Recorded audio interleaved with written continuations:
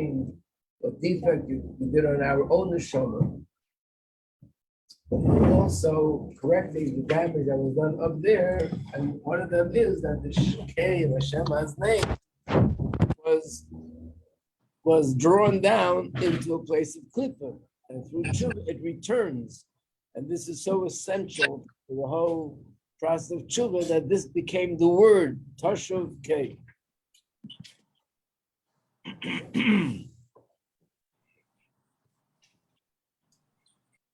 Let me just take the attendance 1 second.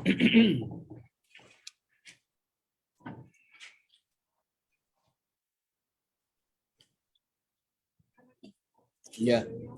What? So this is page 1069, chapter 7, page 1069.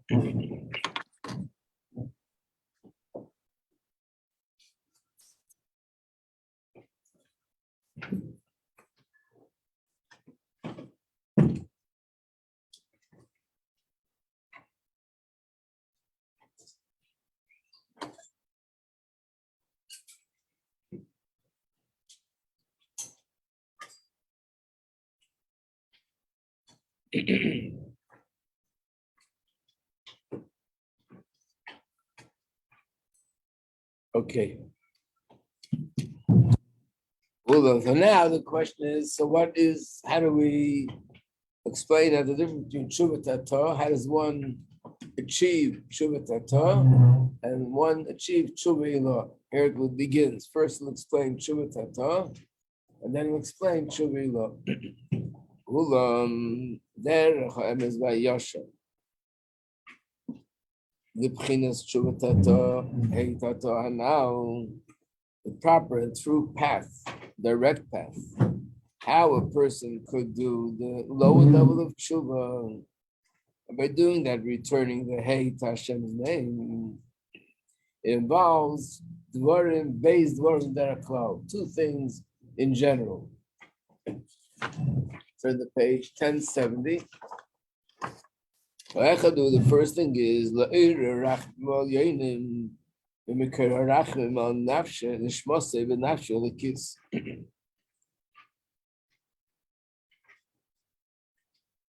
a person in his mind should arouse Hashem's compassion. Hashem's compassion from the source of Rachman, the source of compassion, on his neshama, on his nefesh l'kis, Pirish, and he explains what that means. Shenafla, it fell, me'igra rama, chaya chayim baruchu, it fell from a high rooftop, which is the infinite source of life, the bira mikto, to a deep pit. This is a very common expression found in the Chassidus, that the neshama, we all know the neshama goes down and the neshama descends, but that descent is described as Igra Rama, comes from a high rooftop to a deep pit, which means in general, if something falls from a high place, it can fall from the first floor, from the second floor, from the third floor. The highest point in the building would be the rooftop. So that's a way of saying from the highest point. When it falls on the floor. But on the floor itself, it can fall in a pit. And that's even lower. And if it falls into a pit, there's a deep pit and there's a shallow pit. If it falls into a deep pit, it means it falls even lower. So basically, we're trying to bring out with this phrase that these are sort of two ends of the spectrum, where it was and where it is. Where it was in the highest spot on top of a rooftop. And where it is now is in the lowest spot, Bira Mikta. And what's the Bira Mikta? What's this deep pit we're talking about? In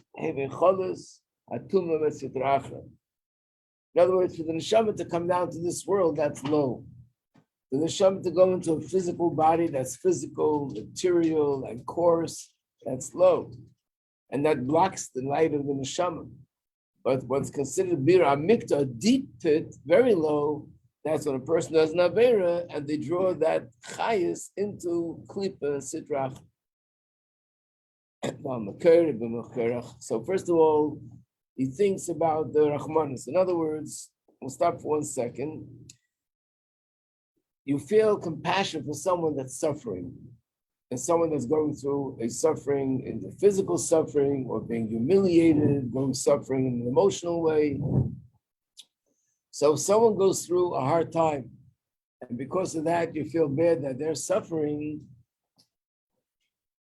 the feeling of compassion depends a lot on who the individual is. In other words, if the greater a person is, or the greater things were in the past, the more painful it is that now it's no longer that way. To give an example, even in halacha, there is a halacha that you have to give tzedakah to a poor person. Is it possible that you also have to give tzedakah to a rich person? How? Because you have to keep someone at their standard. Right. So the Gemara says, based on the pasuk, that it says that if there's a rich person that was able to live on certain standards, and now he lost money, so he can no longer live up to those standards, giving the person money that he can live up to those standards is also tzedakah. Which means if a person didn't have much and loses money, it's painful enough. But if a person had a lot and lived a comfortable life, and now they're lost money and they're suffering, that pain is much greater to that person, and the compassion, the feeling of compassion is much greater. In other words, the more you think about how good they had it, and the more you think about how bad they have it now, the more the feeling of compassion is. So when a person is having compassion on the neshama, it needs to think into two things. Number one, where was the neshama before? What was it connected to before? It was connected to the source of life, to Hashem. And the more a person meditates on that, understands that, elaborates that, realizes how life was sort of bliss for the neshama. And when the neshama comes down, where's it coming down? Into a place of klipa v'sitracha, and realizing how much this is something Hashem despises, this makes the feeling of Rahmanis, of compassion, so much greater.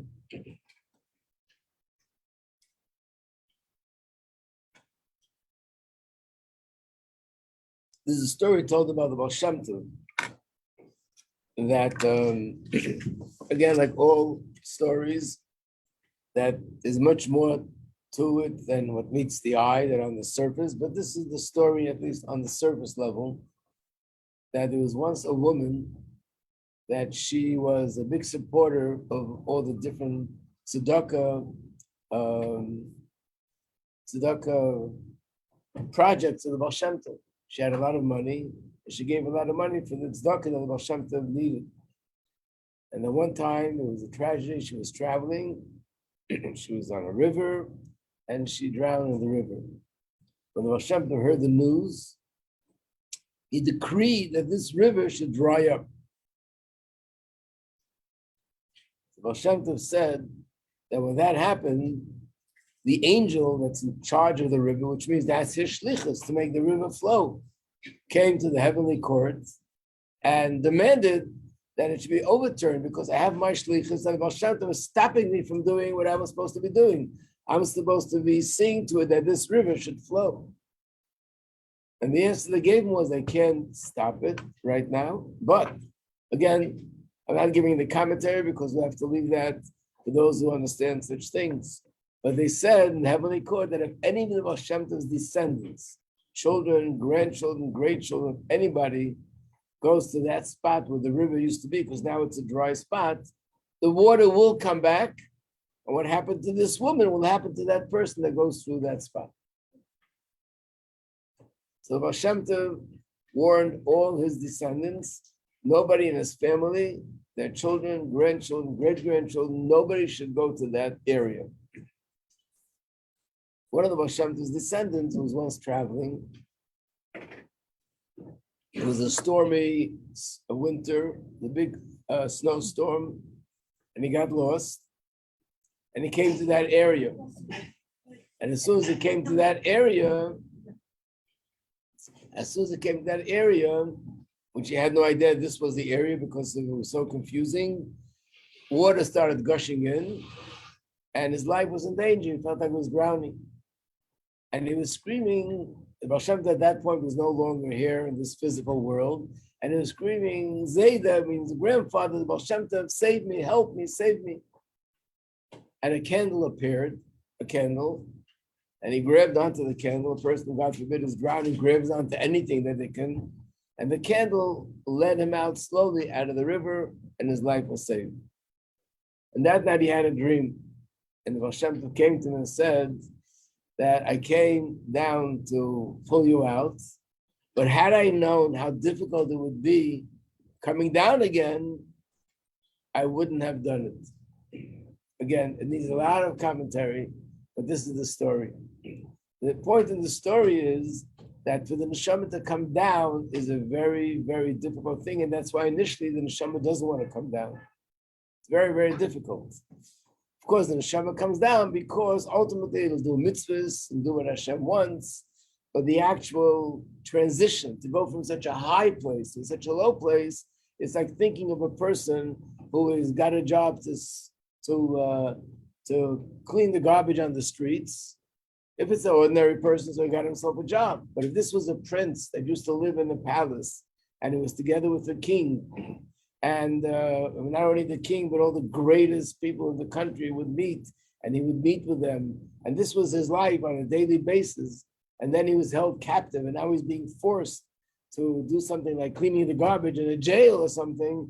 The descent is beyond words. It's so much more, painful. And that's the way we have to look at our own neshama.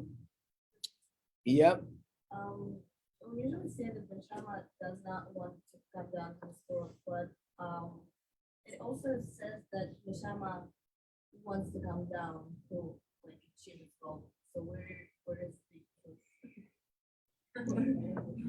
What else is new? What else is new in Torah? Yeah. What was the answer? No, so it is. There are Maimorim that explain it. In fact, this statement is found in Mishnah, Pirkei Avos, and it's in the same Mishnah. The first half says "Ba kochoch atachai," which means the neshama comes down to the world against its will, and then it says "Ba kochoch atames," and the neshama leaves the world against its will. So some people think it means initially the neshama doesn't want to come down, but after it comes down and it has the opportunity to have good pizza and spaghetti and meatballs and all the wonderful things in the physical world, then the neshama doesn't want to go up. That's nonsense. Obviously, it's something spiritual. The way Chassidus explains it as the neshama wants and doesn't want. That's the same thing, which means the neshama in essence doesn't want to come down because up there is all spirituality, and here it's such a physical, coarse world. The fact that the neshama does want to come down is because there's a means to an end. Through coming down, I can connect to Hashem in a higher way. So therefore, I come down. But in essence, it's not what the neshama wants. So when we say the neshama doesn't want, means the neshama doesn't want the descent itself. What does the neshama want? The benefit that will come out of the descent. So both are true. It's like the mashal we gave the other day that when a person goes to work, if he has hard labor, physically carrying rocks and heavy loads from 7 o'clock in the morning to 9 o'clock at night, but he earns a good living and has a lot of money, can support his family, does he want it or doesn't want it? The answer is he wants the benefit, but he doesn't want the hard labor. So both things are true.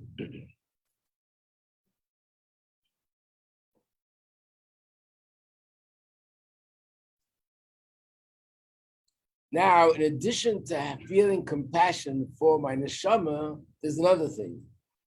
He also feels compassion for the source of the neshama.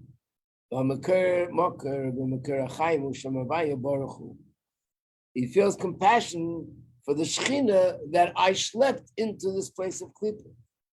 As it says, he shall return to Hashem, and he will have compassion for him. Which means we're having compassion, again, metaphorically speaking, for the Shechina. I'm feeling compassion I brought godliness down, and I bring the Shekhinah down in a place which the Shekhinah despises. It's klipa, it's sitracha, it's the height of impurity, and I'm doing it at the ma'isa energy b'tachbeleisa machshavesa b'arayim. This happens through my deeds and through my negative thoughts. Page 1072. Yeah. Yes, I do. An extra. It's waiting for you. I think that's my only extra package. Sorry. Double check.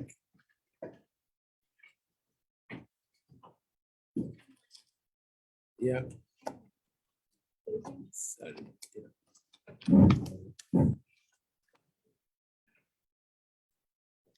Remember, I told you yesterday that there was a tzaddik whose name was Yisrael Ruzhiner, and he was in jail, and he was saying the pasuk in Tehillim of chapter 23, where it says the words that Lo yira ra, I'm not afraid of anything negative that's happening, ki ateh because you're with me.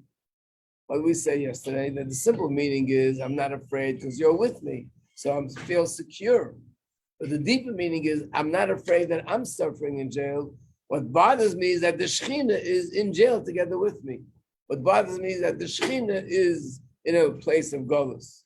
And same here. In addition to feeling compassion for my own neshama, which is me, I feel compassion for the hey of Hashem's name, something so godly, is being brought down through my actions into a place of klipa.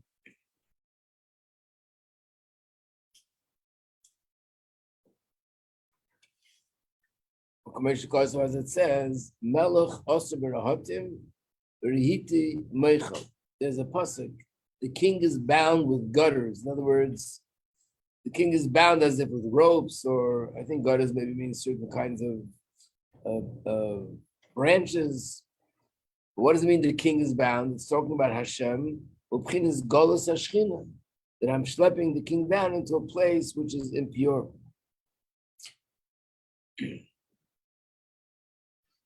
I know this is also something which reminds me of, remember we spoke about the statement that if a person says, I'll do an Aveira, and then tomorrow I'll do Tshuva, so Hashem says that I'll see to it that you won't be able to do Tshuva. That Tshuva won't be acceptable. Question? Okay. So the simple meaning is a person, I'll do an Aveira today, I'll have a good time, I'll enjoy myself. And what's the problem? Hashem. So tomorrow I'll do tshuva. And then it'll be, I have my cake and eat it. Have everything. Both worlds. So it says if a person says that, then the tshuva is not accepted. The deep meaning, according to Chassidus, is that when a person does an Aveira, and we know that about tshuva, his passion for Hashem, his love for Hashem, is so much greater because he became so distant from Hashem. So when someone is far, their desire to get close is so much stronger, so much more intense. So a person, not because he wants to do the Aveira, he wants to have that intense feeling of love for Hashem. So he says, I'll do an Aveira. By doing that, I become very distant from Hashem. As a result of that, I will have a stronger desire of love to connect to Hashem. Like a person who is sort of envious of people that have this adrenaline. And he said, I don't have adrenaline because everything is normal. But if I put myself in a situation which is dangerous and have to run away from the danger, I'll also feel that adrenaline. Great. So he goes and does something really dangerous and really risky, and he gets the shot of adrenaline. So he's going to say the same thing in Baruchnius. So what's that go wrong? So I'm doing it Aveira, but after that, I'll have an amazing, unbelievable, intense love for Hashem. So one of the answers given to us, but don't forget that when you do an Aveira, you're schlepping the Shekhinah into a place of klipa. Like taking, the Alter Rebbe uses a mashal, like taking the head of a king and pushing it into garbage, or worse than that. You're not going to say, doesn't matter, I'm doing it because later I'll do tshuva and be on a higher level. For that, you're going to take the king's face and chas v'shalom stuff it into a place of filth. So therefore, this is the second thing to think about, that when I feel compassion for the Shekhinah that through me gets schlepped down in this place. Yes, Leah. I would say if tomorrow, but we will sleep and Hashem forgive us, because Right, about tshuva. yeah, like you woke up and okay, So this is one of the reasons why it's not a good plan. yeah, and also you go sleep. I don't know. And also because it says that Hashem will say that He won't let us do proper tshuva if we do that. We can have that in Iggeres tshuva later, and I'll explain more about it. So this is called Golas HaShechina. This is explained more detailed in the Siddur of the Alter Rebbe.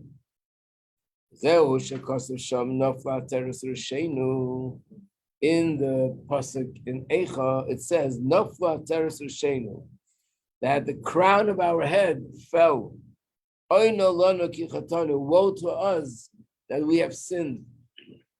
What does it mean? The crown of our head has fell. The crown of our head means Hashem, whose presence I'm connected to, and when I do an avera, I make it fall. I bring it down to a very low place. Page 1073. That's why HaKadosh Baruch Hu is called Melech Olav, which means a humiliated king, as it says in Pirkei Cholos, Ki ein lach ilaven gadol mizeh. There's no greater humiliation than this, that you take Hashem and you hand him over to his worst enemy, which is our klipas. And again, you can't do anything to Hashem against his will, but Hashem willingly chose to bind himself to us, that what we're going to do is going to affect him.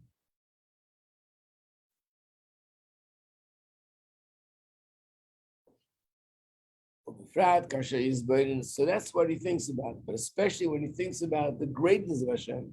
The more he meditates on the greatness of Hashem, the more he'll be able to feel how painful it is and how humiliating it is what I've done.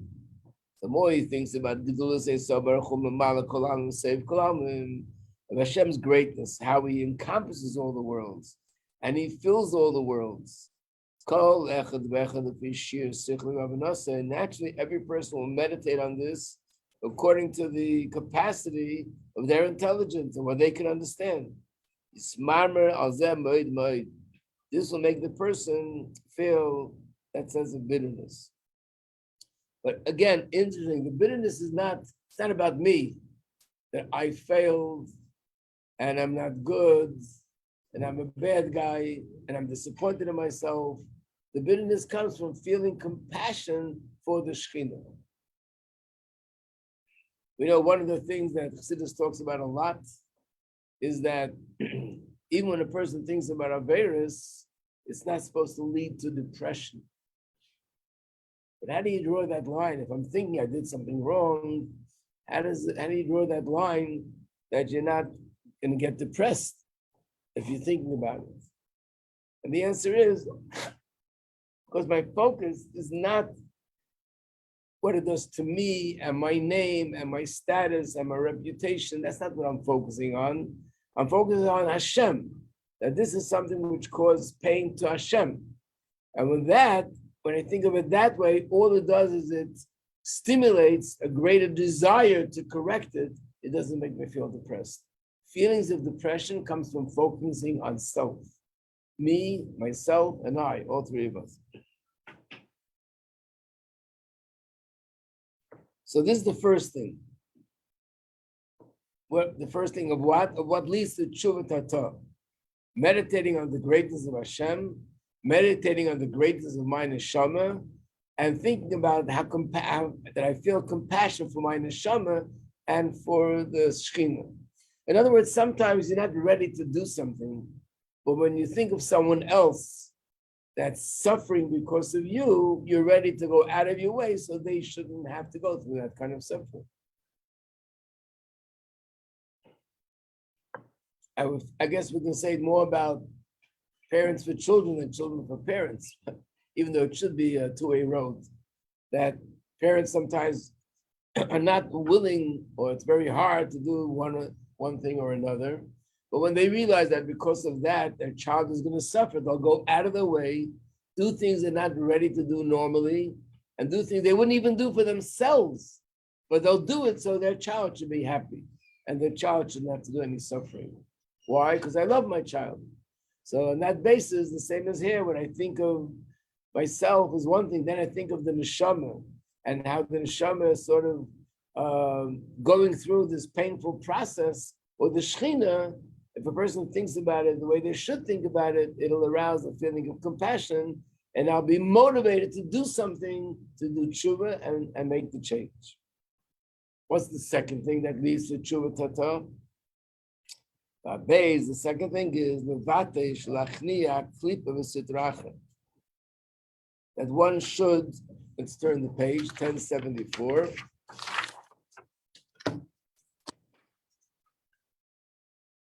One should crush the klipa and sitracha in me. What is it in me that's drawing me towards the direction of Aveira? Is the klipa in me.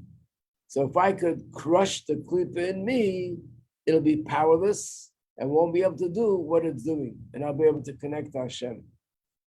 How do I crush the klipa? Kol chayusa urag b'chinas gasas v'hagba. The entire chayas of klipa is really nothing. It's just arrogance. As it says, there's a pasuk in Tanakh where Hashem is saying to those who do Averis, "Im tagbi kanesher," if you will rise like an eagle is a bird that flies higher than other birds. If you will rise like a bird, then from there I will take you down. Let's see the pasuk inside.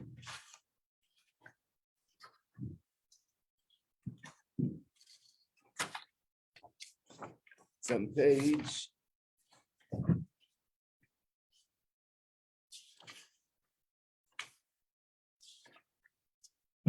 12.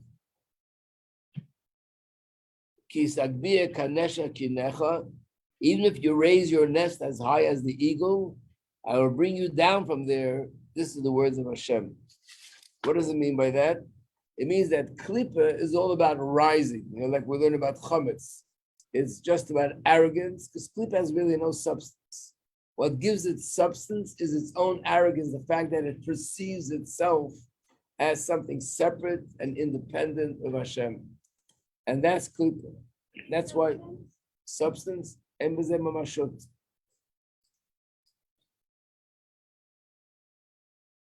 And how do you crush the klipa? And how do you destroy the klipa? Is in a way like by destroying that arrogance, by telling it and letting it know that it is nothing and it's worthless. He has a broken heart. He has nivza bein of nimas, and he feels in his own heart repulsed by the averas that he did. That an offering to Hashem is ruach nishbara, a broken spirit. Leiv nishba v'nitka. Again, it doesn't mean depressed, but it means a broken spirit, to break the spirit of the klipa in me. That part of me, which is the arrogance, that should be broken. There's a story told with Reb Mendler Docker. And maybe we'll have a time to talk about this more. No, we don't. We don't have another class. We'll see. I wanted to talk about the Tzemach Tzedek. On Sunday is the Tzemach Tzedek's birthday. Tzemach Tzedek was the third Rebbe of Lubavitch. And there's a lot of history there. He was both a grandson of the Alter Rebbe, and he was the son-in-law of the Rebbe that preceded him, the Mitzvah Rebbe. You probably know or heard there's a lot of similarity between the Rebbe and the Tzemach Tzedek. The Rebbe's name and Tzemach Tzedek's name are the same name. The Rebbe's name and the Tzemach Tzedek's Rebbe's were the same name. There were only two Rebbes that were son-in-laws of the Rebbe that preceded them, and many other things about the actual activities that they did. But this is the story of the Tzemach Tzedek, and that is that he once came out of his room and he saw the Chassidim sitting by a table, and they had lit candles, and they were telling a story. So he asked them, which story are you talking about? Who are you talking about? They're talking about the tzaddik Mendel of Haradok. Mendel of Haradok was one of the students of the Rabbj Majeski, and at a certain point he was like a mentor and a rebbe to the Alter Rebbe after the Rabbj Majeski was installed. So Tzemach Tzedek said, yes, he's really, truly a big tzaddik. And I'll tell you a story. And this is a story Tzemach Tzedek told. That there was a certain individual that he was a male, which means he performed bris milah. And the Tzemach Tzedek told him that he should be very careful where he goes. Didn't explain what that Tzemach Tzedek, Raman Haradaka, told him he was a chassid of that Rebbe. In fact, by the way, the Tzemach Tzedek is a name after him, after Raman Haradaka. So he told him, be careful where you go. And he didn't pay much attention. He was once asked to go to a bris somewhere. And instead of checking it out, he just said yes, which was out of town, not where he lived. So he got in a horse and wagon. And as they're riding, suddenly he sees something very strange. The driver, instead of going on the road, goes into the forest between the trees. And where are you going? Where are we going? Why are you taking this strange route? He didn't answer. Took him to a place, found different people there. And they told him they're going to perform the bris. And there was a woman there who was, I guess, the mother of this baby. And she said, I want you to know, when she had a chance to talk to him privately, these are not ordinary people. They look like people, but they're really klippas. And if you get stuck here, you'll never get out.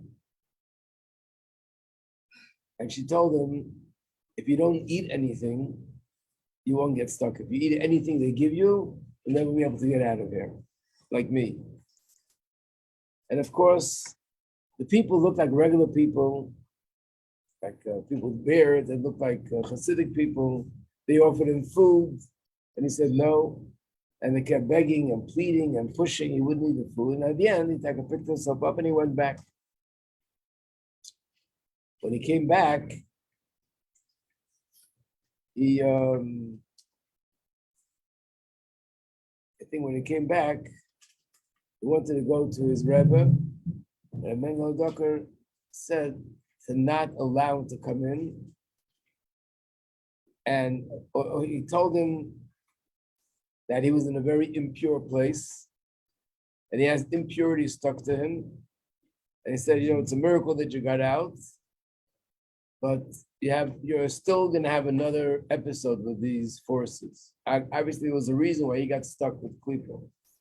And he said to him, when you go there, if it happens again, and they try to harm you in any way, just say to them, you're nothing. You're nothing, you're nothing, you're nothing, you're nothing. Don't say anything else. Don't argue with them. Don't reason with them. Just tell them you're nothing. And sure enough, it happened again. They took him to this place, and he started to shout at them, as the Rebbe said, you're nothing. And they were getting very angry. Who are you to say that we're nothing? And started to shout back at him. And more of them came, but he kept screaming, you're nothing, you're nothing. Then they called one of the head people, or head klippas in charge. And he started to be shooting fire out of his mouth.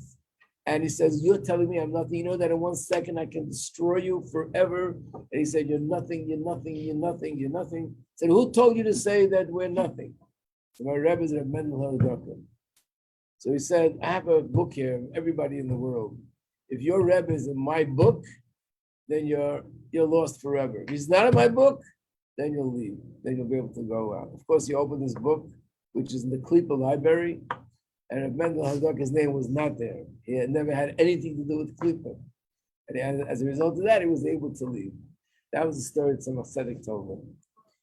What does it mean you're nothing? Because the whole strength of Klippa, there's certain things that what gives them strength is when you make them into a substance.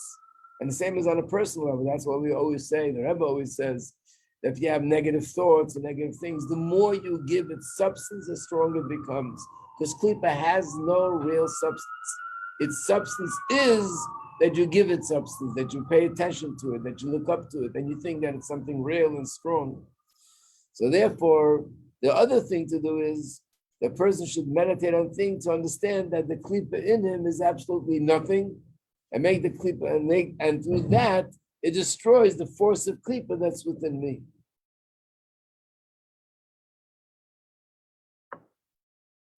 Yeah. This Rav Mendel Harnacker, was he the one who went to the Aliyah? Right. And all these letters that we're reading about now, the altar of this, like supporting him. Right. Is that him? Yes. He was the Baal Shem Tov's. It was a student of Baal Shem Tov, mainly the Mezritcha Maggid, and he was one of the senior students. And when the Mezritcha Maggid was nostalgic, the Alter Rebbe would actually write him a pan and ask him advice. He was like a mashpia. In other words, we don't count him in the list of rebbes, but he was like a rebbe to the Alter Rebbe at that point.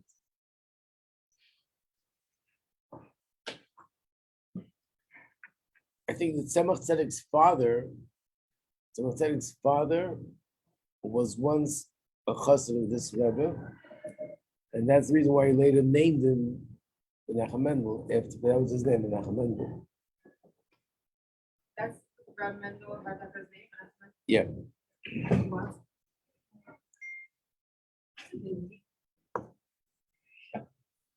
He actually had two names, Rav Mendel Docker, or they call it Mendel Vitebsker, but they're just names of cities because there was a time he was in one city, there was a time he was in another city.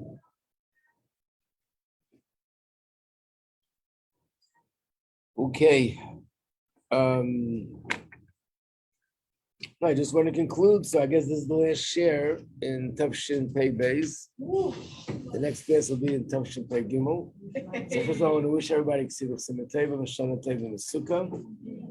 And should be an amazing Rosh Hashanah. Hashem should be crowned as a king over the whole world. We should have Mashiach. I want to mention there's also a custom brought down in Hagi Chabad that every Rosh Hashanah, the person should take on something additional that they're going to do, or something additional that they're going to be careful not to do wrong, but something additional. It doesn't have to be big. It could be, as long as it's something new and additional, something which I didn't do before.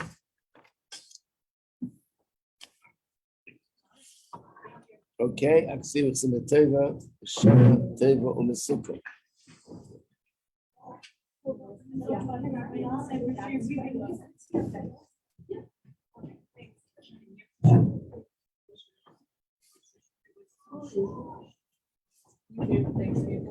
My favorite. I mean,